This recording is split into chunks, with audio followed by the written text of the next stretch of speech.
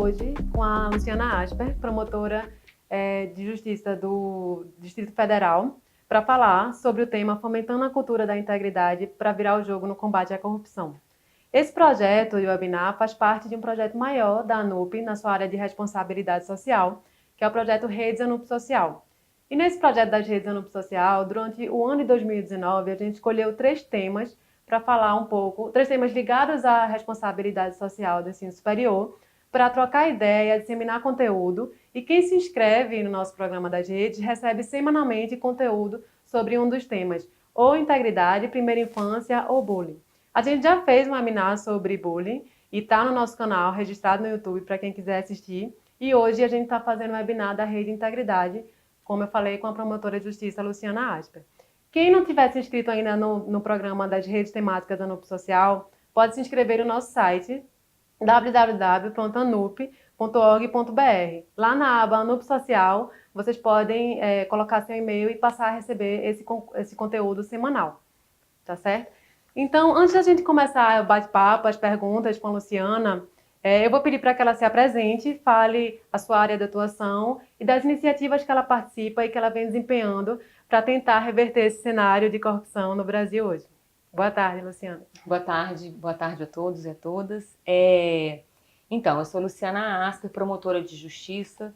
Eu estou no MPDFT como promotora há 16 anos, mas desde a época de estágio, ou seja, há mais de 25 anos eu estou atuando no Ministério Público, porque o meu sonho desde menina era combater a corrupção. Mas hoje eu quero compartilhar com vocês que a atuação que eu tenho enquanto promotora é uma atuação que qualquer cidadão pode fazer também. Atualmente eu estou com o privilégio de estar na Comissão de Enfrentamento à Corrupção, no Conselho Nacional do Ministério Público, e nessa condição, junto com o conselheiro Silvio Amorim, que é o presidente da comissão, eu tenho conhecido iniciativas extraordinárias, tanto do Ministério Público, como da sociedade civil, do setor público e das empresas, de enfrentamento da corrupção. E isso tem trazido uma grande esperança ao meu coração. Portanto, eu acho que a primeira coisa é a gente começar a olhar para esse tema, né? A gente olha para o tema da corrupção muitas vezes como algo tão complexo, que a gente se bloqueia. Como se eu não tenho nada a ver com esse assunto. E aí o grande problema de uma nação sofrer os impactos da corrupção é justamente ela se bloquear a discutir esse tema, a enfrentar esse tema e a saber o que cada um de nós pode fazer em relação a esse problema. Não é tão complexo quanto a gente imagina. Não é que seja fácil, mas se todos nós nos empenharmos, a gente estiver aberto a ter um olhar mais de ação coletiva sobre esse problema, a gente vai de fato conseguir resolvê-lo. Luciana, antes de começar a primeira pergunta, eu queria falar um pouco de alguns números que chamam a atenção, que são importantes para entender esse momento que a gente vive hoje. De acordo com o Ministério Público Federal, o Brasil perde 200 bilhões por ano com corrupção. Tem um dado da Fiesp que fala que esse número pode chegar até 2,3% do PIB nacional. E tem uma pesquisa que eu acho muito interessante mencionar, foi feita pelo IBOP em 2017, onde ela aponta que 62% dos entrevistados consideram a corrupção o grande problema do país. Esse número passando à frente de problemas que eram mais usuais aparecerem no topo da lista, como saúde e segurança pública. Então, a corrupção virou um problema que os brasileiros entendem que é o maior problema hoje, porque isso acarreta inúmeras deficiências e situações nas quais a gente vive hoje. E com esse cenário que eu citei agora, apesar de ser um cenário preocupante, eu acho que é uma janela de oportunidade da gente poder trazer esse tema à tona, poder buscar suas raízes e poder levantar para todo mundo da sociedade, todo brasileiro, a responsabilidade de mudar esse cenário. Então, diante disso, como é que você acha que os brasileiros podem e devem encarar esse problema e qual o impacto da corrupção, desses números todos que eu falei, para a nossa sociedade civil? A gente pode mensurar a corrupção de várias formas, né? Eu não sei o quão palpável é a gente mensurar em reais, em valores, né? Porque o impacto da corrupção é tão maior, tão maior, tão maior, que é melhor a gente ter um olhar a respeito dos impactos do que o valor. Será que a gente sabe bem o que é 200 bilhões? Trilhões? Será que a gente consegue materializar isso? Mas quando isso afeta a nossa vida, fica muito mais fácil para a gente entender que o problema de fato é meu. E aí tem uma pesquisa relevante que mostra o quanto ainda o brasileiro se distancia de buscar soluções para esse problema ele próprio, porque ele acha que é um problema intransponível. Tem uma pesquisa também da FGV recente que chama Dilema do Brasileiro. E lá também confirma, a gente tem tido esse quadro de mudança na pesquisa de 5 anos para cá, justamente coincide com a Lava Jato, em que a corrupção ela é considerada o maior problema do brasileiro de fato. Superou segurança pública, desemprego, saúde, educação, infraestrutura, isso tudo oscilava, né, entre o primeiro lugar. Agora a corrupção ela é vista como a mãe de todos esses problemas. Mas o interessante é que uma outra pergunta diz: e se você pudesse sair do Brasil, para quem ganha acima de 10 salários mínimos, você deixaria o seu país? E aí quase 72% diz que deixaria o Brasil. Isso que é um dado preocupante. A corrupção ser o maior problema é um dado importante, relevante, que mostra que a gente hoje tem um diagnóstico claro do nosso inimigo, da nossa doença, do nosso problema. Mas quando o brasileiro diz que ele deixaria, é como se ele se tirasse da equação. E aí tá um problema. Aí tá um problema. Ele não se vê como podendo ele resolver... não é parte, ele não é parte. Ele entra naquele processo de uma vítima da circunstância. E quando nós somos vítimas da circunstância, a gente simplesmente tem que esperar outro resolver o problema por nós. E a corrupção é um problema tão grave, tão grave, tão grave e tão cultural que se a gente não entender que nós temos que ser o protagonista das nossas escolhas, nós vamos continuar gerando um ciclo vicioso que vai só agravar o que nós temos hoje. Mas eu também tenho um olhar positivo a respeito desses diagnósticos todos. A Transparência Nacional ela faz um mapa todos os anos, que é um ranking da transparência.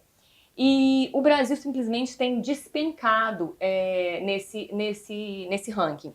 Ele passa, em 2016, ele está junto com a China e com a Índia em 79º.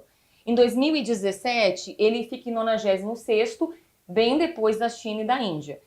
E já em 2018, ele está em 105º lugar, bem depois da China e da Índia também. Como é que a gente olha para isso, né? É um desespero e tal? Eu olho isso como, nacionalmente, a gente pode ter um olhar a respeito disso, de um pedido de socorro. É como se a gente estivesse na UTI e estivesse falando: brasileiros, ei, nós estamos sendo convocados a uma mudança. Não é mais nenhum convite à mudança. Significa que se a gente não mudar os nossos modelos de negócio, se a gente não mudar a nossa postura enquanto cidadão brasileiro responsável por uma integridade que vai evoluir para que tenha não deixar na mão de outros, né? Não deixar na mão do vizinho, não deixar na mão da empresa, não deixar na mão do promotor, do juiz. Não, somos nós. E isso é uma convocação. Então eu acho que nesse aspecto, esse grito que esse diagnóstico faz é altamente positivo e relevante, no sentido de que a gente venha acordar e a gente venha parar de ignorar ou fingir que esse problema não é meu. Porque enquanto a gente estiver fingindo isso, a gente não vai conseguir resolver. Por outro lado, existe um impacto também extremamente relevante desse diagnóstico internacional em relação ao Brasil na questão dos investimentos no mercado competitivo. Eu costumo dizer que a gente não tem um problema de corrupção. A gente não tem. Muitos países, todos os países têm um problema de corrupção. O Brasil, ele tem uma situação de escravidão da corrupção. E a gente chegou num momento que, de fato, a gente abriu a estrada para a abolição dessa escravatura. E como um processo que isso e é um processo, e tem que ser um processo, a gente não vai achar que vai resolver um problema de 500 anos da noite para o dia, é um processo, a gente simplesmente precisa entender que nós vamos conseguir avançar nessa abolição da escravatura, ou seja, nós somos escravos da corrupção, na medida em que todos nós nos comprometemos. Quanto mais a gente se comprometer, mais rápido vai ser esse processo. Quanto menos a gente fizer, mais lento vai ser. Mas eu asseguro que nós não vamos retroceder mais. Não existe mais espaço para isso. Ô, Luciana, para tornar um pouco mais palpável o exemplo que você cita das engrenagens que foram criadas e esse modelo de negócio, esse modelo de burocracia que foi criada e que a gente vive nele hoje e faz parte dele hoje. E como é que a gente tem que olhar para cada decisão que a gente vai tomar, né? Vivendo nesse modelo que a gente vive hoje e escolher tomar a decisão da integridade, né? Situações do dia a dia que a gente se depara e a gente pode intervir da melhor forma se a gente tiver a consciência do papel, da responsabilidade enquanto protagonista dessa mudança. Então, o ponto de partida são nossas crenças. Se a gente tem uma crença de que esse problema é intransponível, é muito difícil mudar de atitude. Isso. Então, por isso que eu estou colocando que, tanto nacional quanto internacionalmente, acabou. Game over, as peças saíram do lugar. Nós vamos ter que avançar. A gente vê muitos movimentos ainda, e a gente vai avançar um pouco sobre isso, que tentam fazer os retrocessos para a gente voltar a um padrão de impunidade. Mas por que que o novo modelo vai ter que acontecer tanto em nós, pessoas físicas, como nas estruturas das organizações? Simplesmente porque existe um fator em que nós sabíamos que tinha corrupção no Brasil. Só que agora ficou notório o nosso problema. E o mundo inteiro está olhando para o Brasil. E está olhando para o Brasil para saber o que de fato, de forma estruturante, nós vamos fazer para enfrentar e combater a corrupção. Porque hoje, e a gente tem esse quadro muito claro no último ranking de competitividade global, né? O Brasil estava, para a gente entender por quê, como é que a gente vai mudar? A gente vai mudar a partir do mindset. Se em 2010 a gente estava em 38º em competitividade, a gente agora está em 70º, pelo ranking que é feito lá pelo o MIT da Suíça. Isso é um ranking de competitividade que sai todos os anos. A gente está em 60 agora. E competitividade para investimento. Exatamente. O que é um terreno atrativo para investir? O terreno corrupto, ele é imprevisível para atrair. Eu não consigo calcular sequer risco-retorno. E antes as pessoas vinham para o Brasil porque eu tinha um quadro de impunidade tal que a corrupção não aparecia. É como se as coisas estivessem funcionando bem, de forma totalmente artificial. Foi isso que a gente viu também no último relatório da OCDE, quando o Brasil, de 2014 para 2015, ele duplica o desemprego e ele tem uma mortalidade de 300% das empresas. 1,8 milhões de empresas fecharam no Brasil. Por quê? Os investimentos estão correndo. Então, o que eu digo é que nós estamos nos livrando dessa cadeia da corrupção? Sim, todos, inclusive os grandes corruptos. Sabe por quê? Porque os corruptos desviam um dinheiro que entra, investimento que entra. E esses investidores estão indo embora. Se a gente não vai ter pessoas investindo, nós não vamos ter tributos, não vamos ter recursos públicos para serem desviados. Então, até eles vão ter que rever essa situação, porque não vai ter recurso para ser investido. O cidadão comum, ele precisa começar a materializar o que é a corrupção na vida dele. Como é que ela impacta a vida dele para que eu tenha motivo suficiente para falar: chegou, agora eu vou precisar mudar o meu comportamento.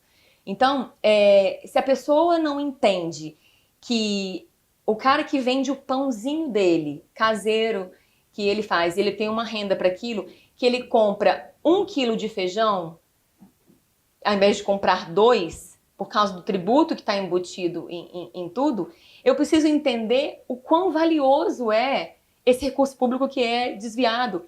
Porque parece que a gente é obrigado a pagar, a gente esquece de onde que ele vem. Se eu tivesse que doar 10% para um instituto de responsabilidade social, será que eu não fiscalizaria fortemente como é que ele está investindo esse dinheiro? Por que a gente é tão displicente ou tolerante com o desvio de quase 50% da nossa renda? E aí eu tenho que começar a olhar para a minha postura diante de tudo, né? Isso que a gente está falando. Como é que a corrupção chega no grau que chegou? Ela é igual a uma criança. Eu falo que a corrupção ela nasce de fraldas. Quando a gente entra num consultório médico e ele oferece com nota ou sem nota. Quando a gente vai, compra um computador e manda arrumar na loja e ele instala um software Não autorizando. Um software pirata. Compra produto pirata. Vai comprar um telefone e não sabe a procedência. Vai arrumar o carro, não sabe de onde veio as Contrata peças. despachante Contrata despachante, não sabe se ele vai pagar, ou finge que não sabe que ele vai pagar o agente público. Eu pago o fiscal porque eu não tenho peito para dizer não para aquele fiscal com medo dele me perseguir. Isso tudo é o ciclo vicioso, é o terreno que a gente vai formando e a gente vai se enclausurando refém, né? dentro desse quadro de corrupção.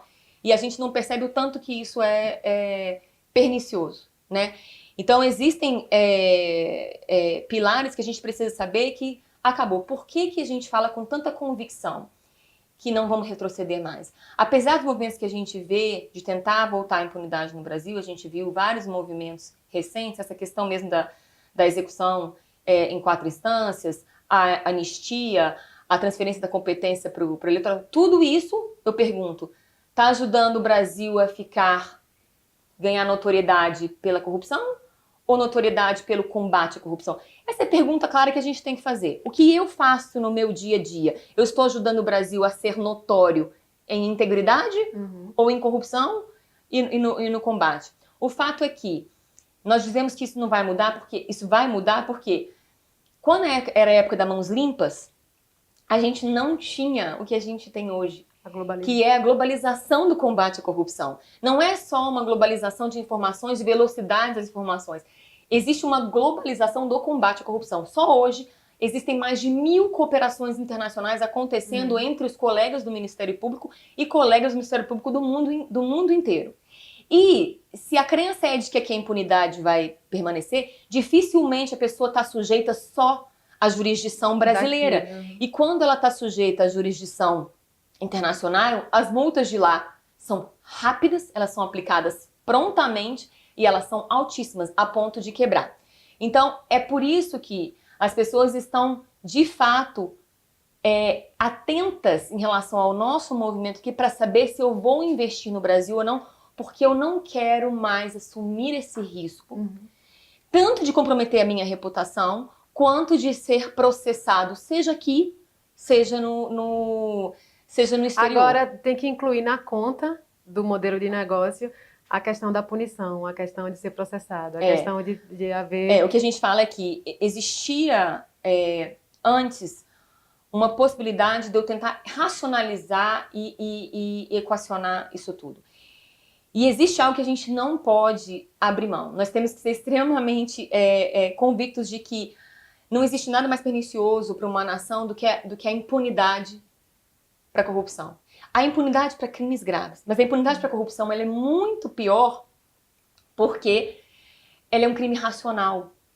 Então, eu calculo exatamente o que eu vou fazer com os riscos que eu tenho. Então, se antes eu aceitava o risco de ter que pagar um fiscal em qualquer tipo de permissão, autorização ao longo da minha vida, se eu aceitava tentar burlar uma licitação, fazendo um acordo com o agente para eu ganhar a licitação, dando para ele tantos por cento, essa equação ela realmente se rompeu, porque ele calculava da seguinte forma: eu sou bom porque a gente precisa ser bom. Então a gente encontra, desde quando a gente contrata um despachante, é porque o sistema não me permite que eu faça corretamente, que eu espere 1 ano na fila, mas o empresário também. Ele é bom porque ele quer produzir e gerar emprego no Brasil. Certíssimo, e é isso que a gente mais quer. Mas antes ele raciocinava da seguinte forma: vocês não conseguem combater a corrupção, eu sou obrigado a viver nesse ecossistema aqui corrupto, então o meu cálculo é o seguinte: o que eu pagaria, o preço que eu venderia para o mercado, mais a burocracia que eu suporto ao vender para o Estado, mais uma carga tributária elevadíssima, que também se deve à corrupção, mas o risco era muito baixo. Hoje existe um risco real. Então fazia sentido colocar na conta. Fazia sentido. Essa conta rompeu, né? Hoje, se eu tiver que colocar na conta o risco de prisão e o risco de processo, que hoje ele é altíssimo, né? Não só o nacional, mas o internacional, fica inviável eu colocar isso na conta. Então eu tô tendo que rever o meu modelo de negócio. O que é maravilhoso, porque eu precisei chegar num extremo nessa situação, mas na verdade eu vou estar me libertando dessa escravidão. Porque agora eu vou ter que encontrar soluções criativas. Fica mais saudável, a concorrência fica mais saudável e você pode... Então, a gente costuma dizer, o que você conseguir desenvolver de integridade na sua organização, compartilhe, multiplique, viralize se puder, né? Escale isso que você puder, porque quanto mais você puder compartilhar essas iniciativas e o seu concorrente, o seu fornecedor, a sociedade civil, o Estado conseguir absorver dessas tuas implementações de integridade, melhor para você, porque você vai estar num ambiente melhor. Então, assim, a gente precisa remodelar todas as nossas práticas a partir das nossas crenças, porque hoje eu digo, a crença é possível combater a corrupção e nós vamos ter que fazer isso. A velocidade com que isso vai acontecer depende muito do nosso comprometimento. Se o brasileiro tiver 99% de comprometimento com a integridade, eu garanto, ele vai escolher o atalho. Porque a gente vive num ecossistema corrupto que vai te levar para o atalho. Se você decidir ser 100% comprometido com a integridade, então você vai buscar um caminho criativo, correto, para você ter integridade. E integridade não é cumprir absolutamente tudo como está. É exatamente cumprir aquilo que é justo, que é correto, que está de acordo com os princípios que é necessário para as boas relações sociais e questionar aquilo que é abusivo. Porque a gente tinha a ilusão de que se a gente ignorasse uma norma que era abusiva, a gente estava em integridade. Não é isso. Você criar um sistema que maqueia, que burla, que finge que a norma não existe, não é integridade. Integridade é eu pegar essa norma, que às vezes tem um procedimento muito complexo que eu não consigo cumprir, às vezes implica numa cobrança tributária absolutamente excessiva que quebraria a minha empresa. Não é eu ignorar isso tudo e dar uma cara, que eu chamo de compliance artificial. Né? Eu dou uma cara de ilegalidade para aquilo, uma cara de que está tudo certo, mas na verdade não está. Eu tenho que, de fato, enfrentar esse problema, buscando as reformas normativas, institucionais, legais, cabíveis para aquele problema, para que eu possa estar dizendo que eu estou em integridade. Paralelo a todo esse movimento, essa engrenagem de burocracia, a gente tem também especialistas profissionais para dar essa cara de integridade que Exatamente. não o que a gente tem é visto, um esforço para dar uma cara do que não é. O que eu estou dizendo é o seguinte, isso tudo é artificial. Porque a gente viu que a economia não se sustentou nessa artificialidade. A gente tinha grandes estruturas, sim, de recursos de contabilidade, tributário, até legais, que nos davam uma roupagem de compliance, uma roupagem de conformidade. Mas quando as investigações conseguem chegar nisso, há uma enorme fragilidade. Eu tenho uma coisa que é aparente, mas que quando a gente pega tudo desaba, a justiça ela vai entrar e ela vai punir de toda forma. Então tudo que você investiu nessa conformidade artificial vai para o ralo. E você ainda vai ter as penas para cumprir. Daí a fragilidade, a gente não pode suportar isso. Então, é muito melhor a gente aproveitar esse momento em que a gente abriu a estrada para andar na integridade, que de fato é uma abertura de estrada. A gente está abrindo o caminho. Para a gente começar a ter o mesmo empenho criativo, de dinheiro, de energia, que eu tinha para dar aparência de conformidade, para eu de fato ter conformidade. Claro que isso vai ser um processo de transformação, mas eu preciso ter 100% de comprometimento com a integridade para poder conseguir fazer isso. Porque se eu não tiver, eu continuo indo para o atalho. Porque a natureza do ser humano é o comodismo. E não só a natureza, como o ambiente ainda. O ambiente ainda por cima te leva muito mais. Mas vai ser difícil mesmo. Especialmente agora no começo, a gente tem que entender que vai ser difícil. Só que não existe outro caminho. Por que a pessoa compra a meia entrada achando que ela é esperta? Se ela pensar, refletir sobre isso, 2 minutos ela vai entender que o filho dela nunca vai ter meia entrada. Porque a pergunta que a gente tem que fazer a respeito da integridade, para ficar bem fácil da gente saber se nós estamos repetindo um comportamento de forma irrefletida, são 2 perguntas que eu costumo falar para qualquer tipo de público. Primeiro, 100% das pessoas podem fazer isso que você está fazendo? E aí entra em tudo, até na questão ambiental. 100% pode falar que eu não quero a nota fiscal? Se eu negar 100%? 100% pode comprar o software pirata? Como é que vai ter software novo se todo mundo está comprando o pirata? 100% pode comprar música pirata? 100% vai pagar todos os fiscais que existem? Como é que você vai conseguir se livrar dessa cadeia? E a segunda pergunta, quando a gente tiver dúvida ainda em relação a essa eu gostaria de colocar isso num outdoor ou fazer um programa como esse falando tudo o que eu estou fazendo? Porque se você não pode falar, se você não pode divulgar, se você não pode colocar num outdoor claramente todas as suas práticas, condutas, escolhas, decisões, reflita. E não é algo que a gente vai nascer diferente. A gente vai experimentar a partir dos dilemas que a gente vai viver.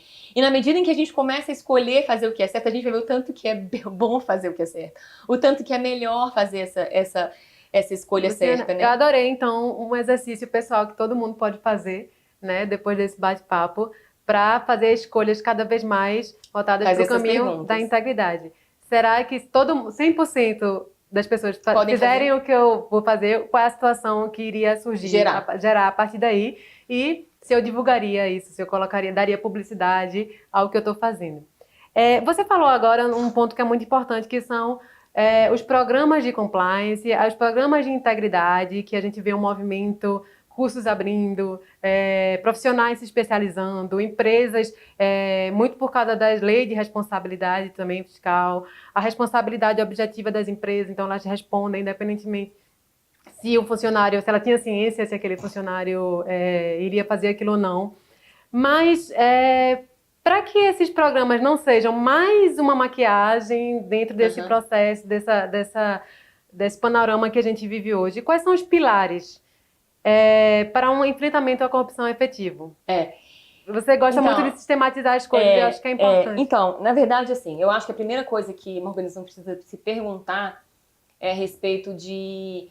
Eu quero dizer que eu tenho um programa de integridade, que eu tenho um programa de compliance, que eu estou inconforme, ou eu quero de fato ser para eu estar pagando por algo que vai diminuir de fato os meus riscos realmente, que vai me garantir a liberdade de ser íntegro. É isso que as empresas precisam se questionar. O que elas estão investindo, o que elas estão comprando. Porque a primeira coisa a gente está falando de cultura, uma mudança cultural.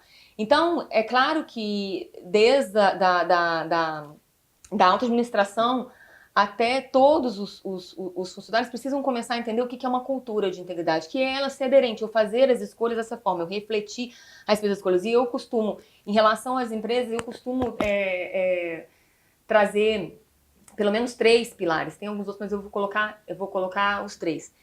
Eu, de fato, estou em conformidade com tudo aquilo que rege a minha atividade?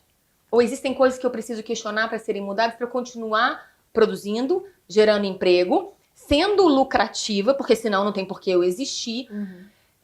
O que eu preciso fazer para estar em conformidade e questionar o que tá errado? Segundo, como eu funciono e as coisas que eu preciso obter, as minhas relações com o privado, as minhas relações com o público. Eu consigo dizer que eu sou uma organização que ela tem um compromisso de 0 propina?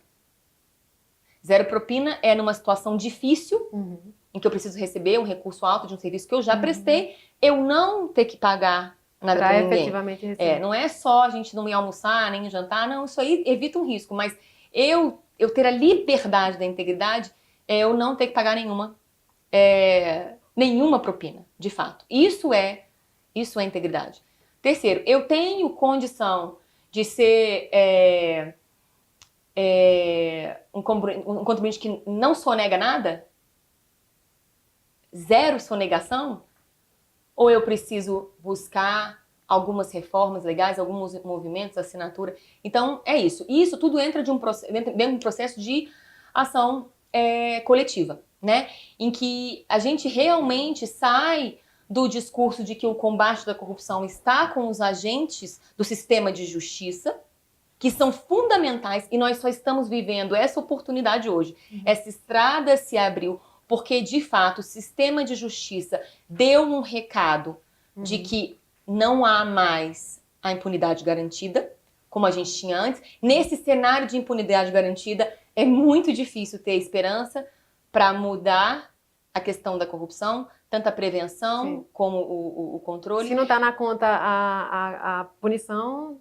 Se você não sabe que se tudo der errado, eu não conseguir frear de outras formas esse predador do recurso público, que ele vai responder na justiça, dificilmente eu vou conseguir me moldar de forma diferente, né? E esse a gente precisa entender quando é que nós somos predadores também, porque a gente costuma olhar só pro grande, né? Agora, será que um universitário que ainda não entendeu que ele tem menos carne na casa dele por causa do tributo embutido dentro da carne, e ele picha a universidade inteira dele, será que ele entende que ele ficou sem carne porque a pintura daquela universidade é feita com o dinheiro da mãe dele ou dele próprio? Ele está sendo um predador. Como é que a gente não reflete a respeito disso? Um funcionário público que acha que está ótimo ele trabalhar 5 horas por semana quando ele tem que trabalhar 8, ele faz um corpo mole, ele não entende que é o salário dele que está pagando também ele, que esse dinheiro, o dinheiro público é muito precioso para as pessoas, sabe? Então a gente precisa ter um zelo extraordinário pelo dinheiro público, porque é um dinheiro que custa muito caro para as pessoas.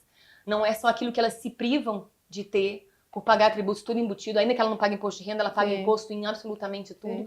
Mas a expectativa que as pessoas têm dos serviços públicos essenciais que aquilo gera. Então, uma pessoa que depende exclusivamente de serviço público, ela, de fato, a corrupção, ela, de fato, mata.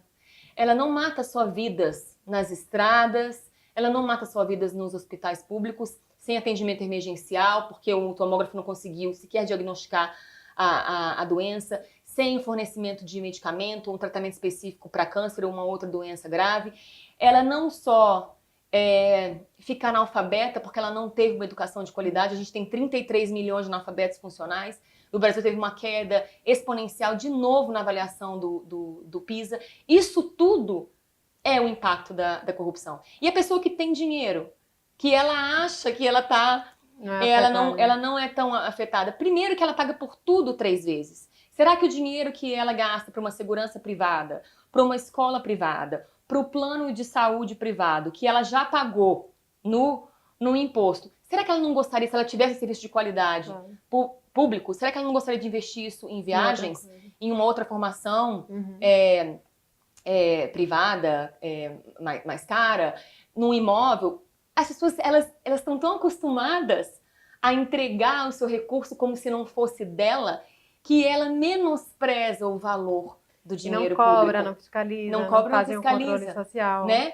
Enfim, então é essa postura que a gente está convidando, e a gente vê nas universidades uma oportunidade espetacular para os jovens entrarem nisso. Né? A minha próxima pergunta, antes da gente abrir para as perguntas de quem está nos assistindo, era justamente como nós somos uma universidade, ou uma associação de instituições de ensino superior privadas, era saber de que forma essas instituições podem abordar e trabalhar esse tema e fomentar a cultura da integridade para que esses futuros profissionais que vão entrar no mercado de trabalho lá na frente já saiam com essa consciência, já saiam escolhendo, sabendo que diante de 2 escolhas, né, durante sua profissão, que vão ter várias, eles vão pelo caminho da integridade. Bom, a primeira eu acho que é uma questão de sobrevivência mesmo, né? Com essa fuga de investimentos e de negócios no Brasil, a gente percebe que pouquíssimas pessoas estão formando com um emprego garantido. Fui numa formatura outro dia de 200 engenheiros, só 20 tinham um emprego garantido. Então, eles precisam começar a realmente perceber que isso afeta a vida deles hoje e vai afetar muito gravemente se a gente não mudar esse quadro e trazer investidores pro Brasil. A gente sabe que uma outra questão é que esse perfil de uma pessoa que se preocupa com os problemas reais do mundo é o perfil que as novas empresas estão buscando. né? Nem sempre uma titulação é o que vai garantir a pessoa um excelente emprego. Mas se ela é uma pessoa que tem uma visão prática dos problemas reais e ela tem iniciativa, ela é uma pessoa proativa, liderança, que se dedica e ela desenvolve essas habilidades, empatia com a dificuldade que é gerada a partir da corrupção e com tudo que só. Se ela começa a usufruir disso, experimentar isso durante a universidade e ela começa a ter um currículo também que mostre isso, eu acho que ela vai ter uma perspectiva muito melhor quando ela se formar. Então a gente tem uma oportunidade que é justamente uma resolução nova do Conselho Nacional de Educação de novembro de 2018, que estabelece que 10% de toda a carga horária de todos os cursos precisam ser essas atividades extramuros, né? E aí eu queria justamente buscar a associação de como é que os universitários podem atuar num tripé de combate à corrupção. Porque eu também gosto de dividir o combate à corrupção num tripé. E qualquer pessoa pode atuar nesses três. Eu vou compartilhar até no sistema de justiça, na UTI, na repressão, crianças já atuaram para contribuir com a melhoria desse sistema. Então, por exemplo, um primeiro pilar do combate à corrupção é o que a gente chama de formação da integridade, que a gente chama de vacina. É a gente desenvolver, formar pessoas que elas de fato queiram fazer a escolha correta. Elas precisam primeiro querer fazer isso, depois eu preciso depois experimentar isso no coração e depois eu preciso buscar as ferramentas para que isso seja algo que tenha sustentabilidade, que eu venha continuar agindo corretamente e não seja uma ação esporádica, isolada, né? Então, dentro da formação dessa cultura de integridade, a gente tem que formar a próxima geração. A gente tem que impactar a geração atual para ela entender o papel dela na transformação da futura geração e do estado que nós estamos hoje. E a gente tem que buscar restaurar também as organizações e empresas que foram altamente comprometidas com isso. Então, eu vejo, por exemplo, que alguns exemplos seriam aproveitados desde já. Nessa temática dos 10%, será que um aluno pode se unir a um outro aluno, 2 alunos, 3 alunos, o que for, iniciativa própria, alunos de psicologia, de direito, de gestão, e um departamento de ética, começar a desenvolver um departamento de ética na universidade também, que geralmente a maioria tem, e começar a fazer eventos em que a gente venha a discutir essas pequenas corrupções, como que as pequenas corrupções vão fragilizando os freios morais, a ponto da pessoa também estar justificando desvios maiores, porque só muda a história, só muda a justificativa, né? Uma hora eu vou ter uma bolsa para poder pagar o agente público. Na outra, eu vou estar aceitando já um cargo público que me exige algum tipo de corrupção porque eu estou desempregado há tantos anos. Enfim, o que muda... Agora, se você desenvolveu, você sempre fez tudo correto, ficou na fila, nunca colou na prova, nunca deu atestado festa, você não mente, que a mentira é um negócio tão grave e ela tira a credibilidade das pessoas, né? A gente vê o impacto que a mentira tem. Você poder discutir isso dentro de eventos, fazer eventos como esse, entre os universitários, começarem a refletir a respeito disso. Você pegar os alunos de publicidade, propaganda e marketing para desenvolverem campanhas para despertar a consciência a respeito dos impactos da corrupção. Qual é o meu papel nisso tudo? Quais são as mudanças que eu posso implementar? Eu estou trazendo esses exemplos porque a gente tem vivido experiências fantásticas nas universidades também dentro disso. Será que os cursos de pedagogia, licenciatura, psicologia não podem desenvolver também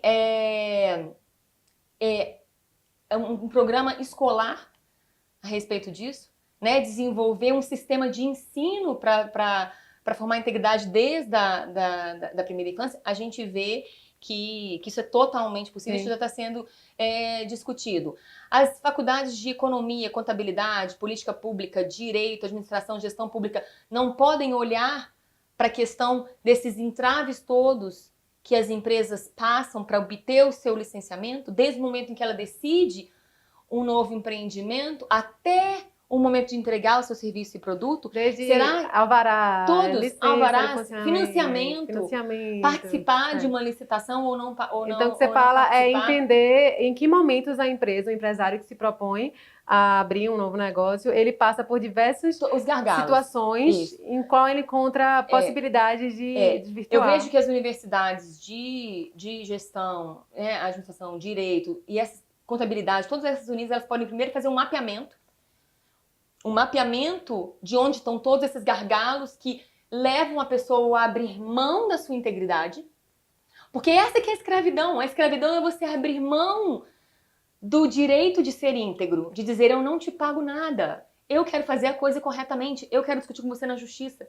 Porque muitas vezes a pessoa ela abre mão, ela paga 5 mil pro fiscal para não levar anos e gastar 50 mil na justiça. Sim. Mas acontece que ela se torna escrava Sim. desse fiscal. Então a gente quer que se a gente comece a realmente refletir onde estão os problemas, eu levar esse diagnóstico, esses problemas, a uma reflexão de soluções, são projetos de lei, são sistemas que eu preciso desenvolver, tecnológicos, para facilitar a questão da aquisição e do pagamento de serviços públicos, eu diminuir o trâmite entre o agente e o particular. Eu preciso de rever sistemas de fluxo. O que eu preciso rever?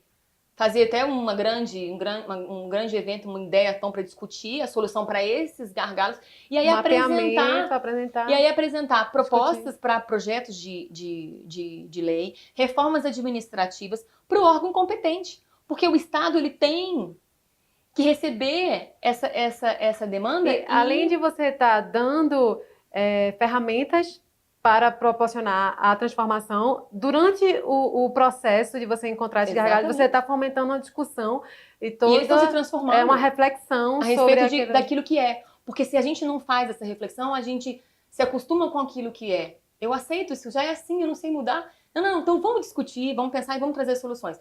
Essas coisas, tudo que a gente tinha para burlar, os sistemas de aquisição pública, o sistema de pagamento, todo mundo já aprendeu a burlar.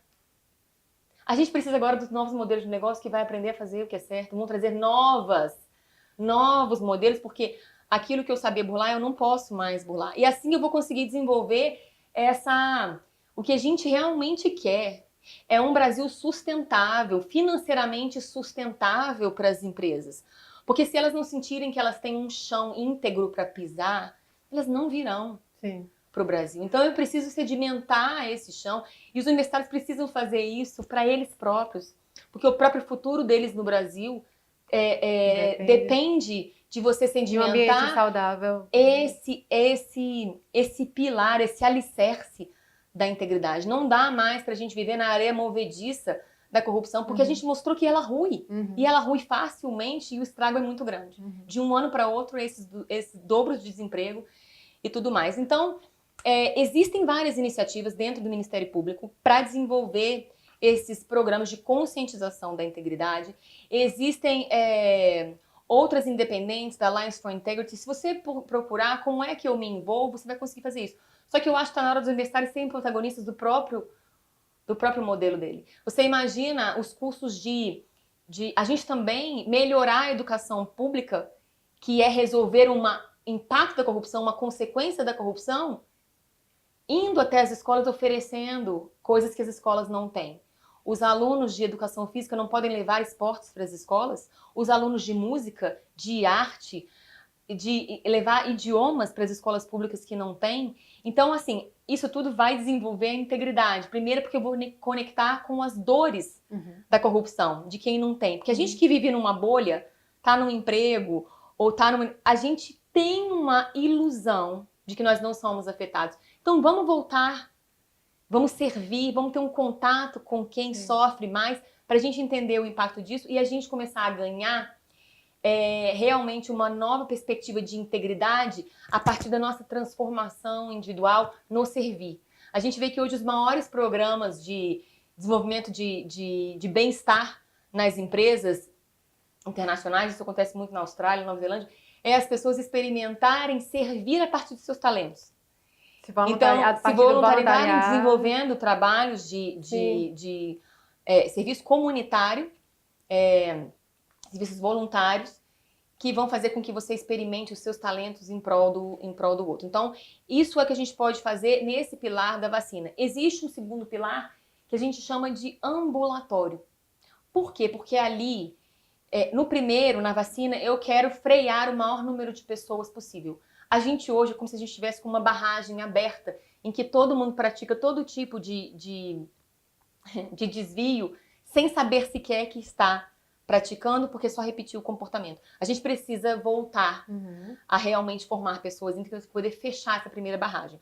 Uma barragem aberta dessa não tem controle, não tem ambulatório que dê conta de tanto doente e não tem UTI também que consiga frear isso.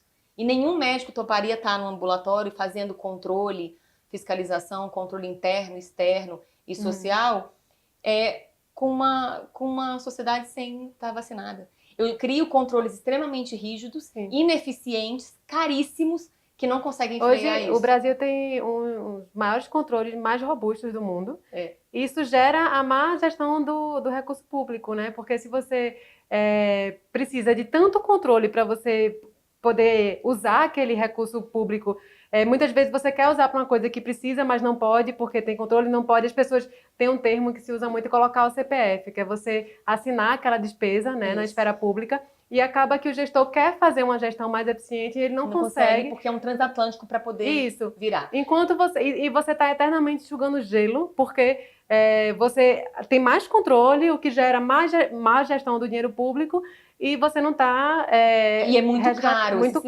Esse sistema é muito caro. E quando querem burlar, eles burlam de toda forma. O que a gente precisa é diminuir o número de pessoas querendo burlar e aumentar o número de pessoas querendo controlar, que é justamente o controle social. Então, o que a gente chama nesse pilar, a gente convida os universitários também a eles começarem a despertar para habilidades que eles têm de estar olhando para esse recurso público que é deles, que é precioso para o futuro Luciana, deles.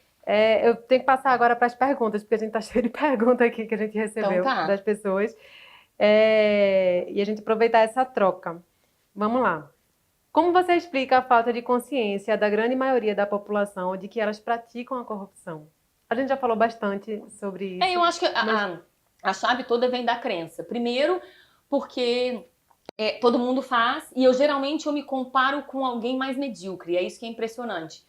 Eu me comparo com os grandes saqueadores do Estado e, portanto, eu sou boa. Eu não comparo com a minha excelência. Como é que eu posso ser melhor? Então, a primeira coisa é eu fazer aquelas duas perguntas básicas. Falar assim, será que eu posso fazer melhor? O segundo motivo é comodismo mesmo.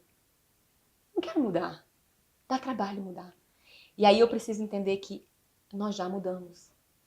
As coisas não vão ficar como está, vão aproveitar isso daí, porque o Brasil não sobrevive mais, como se ele tivesse com uma hemorragia. E se a gente não mudar individualmente para ser um embaixador da integridade, para, a partir disso, vamos pagar um preço para isso, claro que eu falei, ser íntegro hoje vai ser uma coisa custosa em termos de dinheiro e de tempo.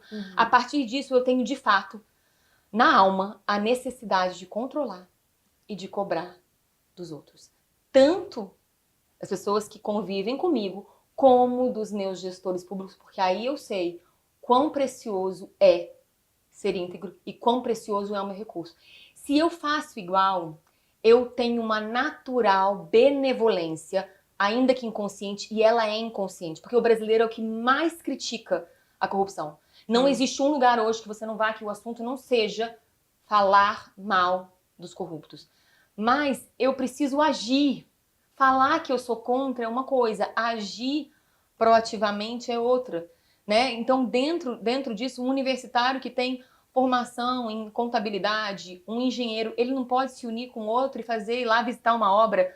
Eu quero saber aqui, eu quero pela LAI, eu quero saber como é que estão os gastos aqui. O nutricionista ou engenharia de alimentos não pode ir numa escola pública e falar como é que está aqui suas despesas de merenda. Isso é o controle social. Mas eu só gero isso quando eu realmente percebo que esse dinheiro é meu e a minha omissão está levando aos desvios, porque eles só vão se agravando.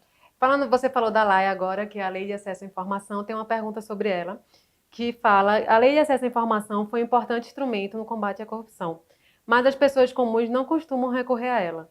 Você acha que é válido um trabalho de conscientização da população a respeito da LAI? Perfeito. já vamos para os universitários de novo. Eu acho que os alunos de publicidade e de propaganda e marketing podem realmente falar o que fazer com a lá. Eu posso chegar num posto de saúde e saber como é que estão aí, pelo menos, como é que estão despesas de vocês de uso de medicamentos ou outros insumos. Eu posso receber?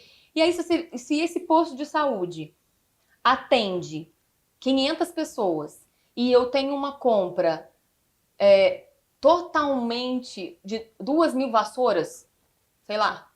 Que acontece? Que acontece, a gente às vezes, por uma coisa, abrir o olho, tá ali para fiscalizar, uma coisa tão simples, você pega e quebra a cadeia da corrupção, porque você se dispôs a participar. É uma coisa que você pode se comprometer a fazer uma vez por mês, sabe? Investir 2 horas, uma manhã do seu tempo nisso. Esse é o teu futuro, é a tua nação e é o teu dinheiro, né? E os governos, né, eles têm tornado o site, né, que tem lá Sim, o aprimoramento do portal da site transparência cada vez mais acessíveis, com linguagem mais fácil. E isso é uma outra questão, né? A gente precisa realmente aproveitar esse processo de conscientização através de propaganda de marketing para mostrar como é que funciona esses portais, como ter acesso a dados abertos, como pedir o aprimoramento do site aos órgãos de controle, a CGU, as controladorias do Estado, né? Então, isso é um processo importante de comunicação. Além de preparar pequenos empresários a como eles se resguardam de um eventual pedido de propina ou venda de facilidade por um agente que está tendo que resolver um problema de alguma licença. Tem uma pergunta aqui que fala: por que você afirma que não haverá retrocesso em relação à prática da corrupção? Todos os dias vemos notícias dessa prática. Eu acho que você já respondeu também ao longo da sua fala, quando você fala da questão da globalização, né? Hoje a chave está aí. É para a gente não se abalar. Existe um movimento muito forte, tanto da gente voltar a um padrão de impunidade. A gente vê isso todos os dias e realmente é difícil lidar com isso. Existe um outro movimento que quer colocar todo mundo no mesmo saco, ou seja, todos são corruptos, todos são grandes corruptos, portanto, não tem jeito. Porque isso tudo é no intuito de justamente nos paralisar. Da gente parar, a gente desistir, porque o problema é grande demais e eu não consigo. Eu digo que a gente pode até retroceder, como já retrocedemos. Algumas coisas que aconteceram nessa discussão de 5 vezes na execução de segunda instância, isso é a coisa mais absurda que existe. O Brasil era o único país, antes de 2016, que foi uma conquista da sociedade, através das 10 medidas contra a corrupção, que o Supremo acabou influenciado por esse movimento da sociedade civil, que foi as 10 medidas contra a corrupção, e mudou o entendimento para permitir a execução em segunda instância, querendo discutir isso de novo a essa altura. A gente não pode realmente ser hipócrita de dizer que nós queremos que todos os crimes no Brasil só venham a ser executados depois de 30 anos de discussão e no Supremo. É isso que a gente quer para todos os homicidas, para todos os latrocidas, para todos os estupradores? Ou a gente quer isso para uma casta de criminosos que são os corruptos? A gente precisa ter coerência nisso. Então a gente vê os retrocessos, só que isso não vai impedir com que o Brasil continue avançando, porque já não é um problema do Brasil.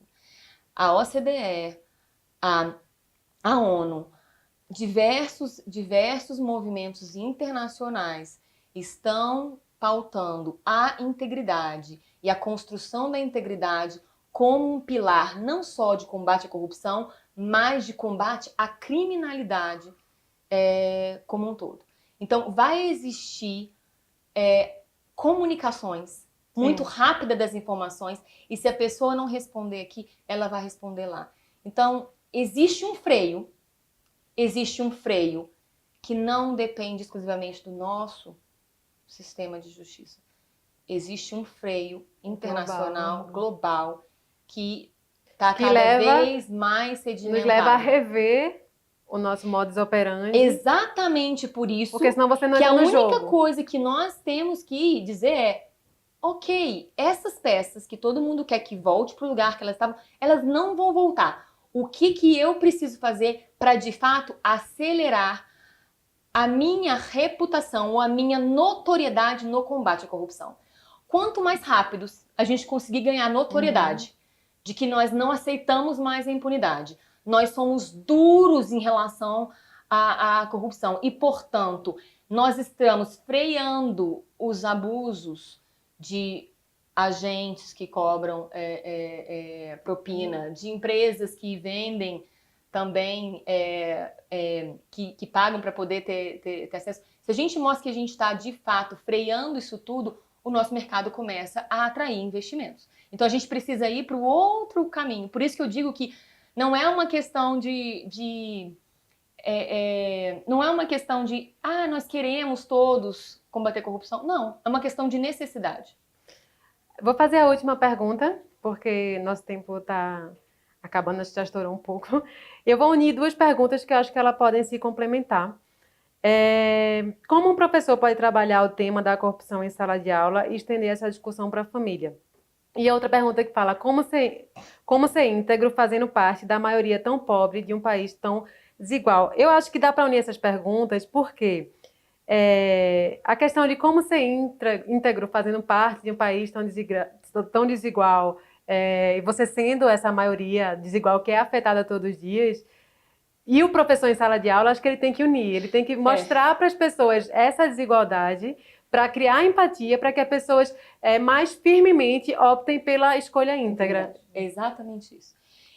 A gente precisa ter em todos os ambientes, nos ambientes escolares, na academia, nas empresas, no poder público, na sociedade civil, a gente precisa ter essa compreensão de que nós temos a maior arma contra a corrupção dentro de nós, que é a escolha. Então, quando eu me rendo a esse sistema, também abrindo mão da minha integridade, é como se eu estivesse me condenando eternamente a essa escravidão. Então, o professor, ele tem que trazer as coisas muito... Depende do público, né? Como eu falei, para universitário, você pode de tudo. Deixa fazer com que eles pensem até em projetos de lei para poder aprimorar nosso sistema de justiça em relação à punição adequada e proporcional. Eu posso fazer isso nos cursos de direito, de gestão pública. Há uma escola de primeira infância, há o respeito em relação às regras, né? A gente costuma trabalhar respeito, responsabilidade, honestidade, a justiça, né? Trabalhar com esportes é algo que você sempre consegue trabalhar, a questão da lealdade, Sim. né?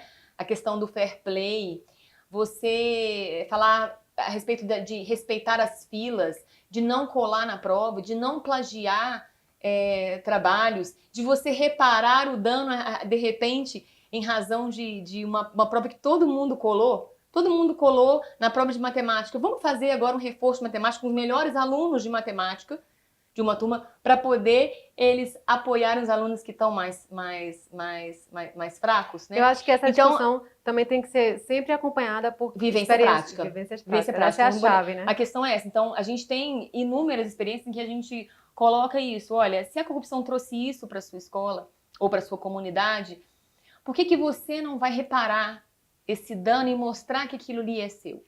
Então, isso tem gerado impactos muito fortes nas escolas e depois na comunidade. De não quebrarem mais nada na escola, pelo contrário, irem atrás de empresas para arrecadarem recursos ou materiais para poder reformar um banheiro, para poder reformar um ambiente, deixar a sua escola cada vez mais bonita. Então, é uma prática de vivência prática e é claro que você deve trazer os pais, se puderem, para dentro da escola, para refletir sobre esses temas também.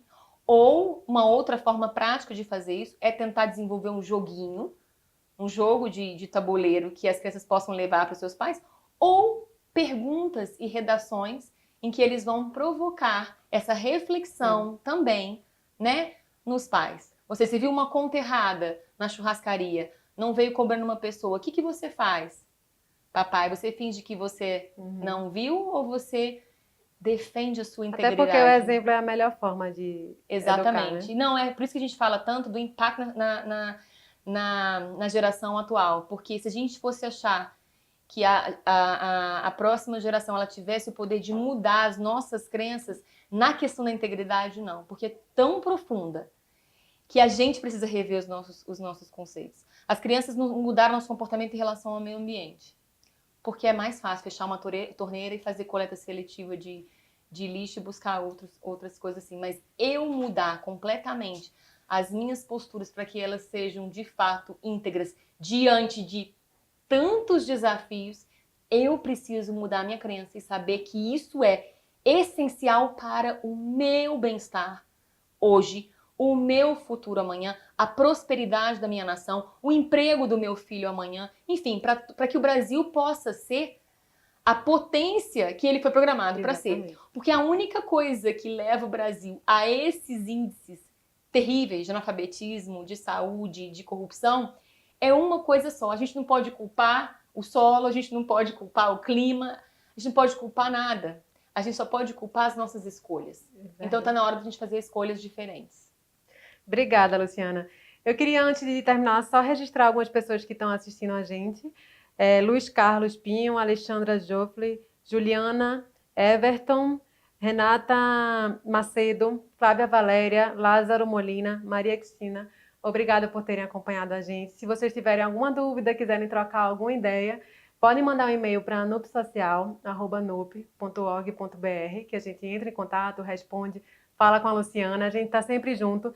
A gente gosta muito da forma de atuação da Luciana, porque ela é uma promotora que, não satisfeita com todo o cenário que acompanha essa luta do controle, que é importante também, da impunidade, ela tem uma lógica que é da prevenção, que são das escolhas da integridade. Então, é uma promotora que está dentro das questões do controle, mas que percebe que a empatia, a causa, a raiz está na escolha pessoal e diária de cada um. Então a gente pretende caminhar sempre junto. Temos várias ideias de projetos aí, né, Luciana? Com certeza. Poder muito obrigada e a gente conta com vocês também. A gente sabe que quem está assistindo, especialmente esse tempo todo, são embaixadores da integridade e podem replicar isso tudo que a gente colocou aqui, que a gente experimenta, e a gente pode realmente escalar e multiplicar isso junto com a ajuda de todos vocês. Essa bate-papo que a gente teve hoje vai ficar gravado a partir de amanhã. De amanhã a gente vai mandar o link para vocês e vai ficar no nosso canal do YouTube. Então, se vocês quiserem compartilhar depois com amigos, colegas, professores, estudantes, fiquem à vontade. Obrigada.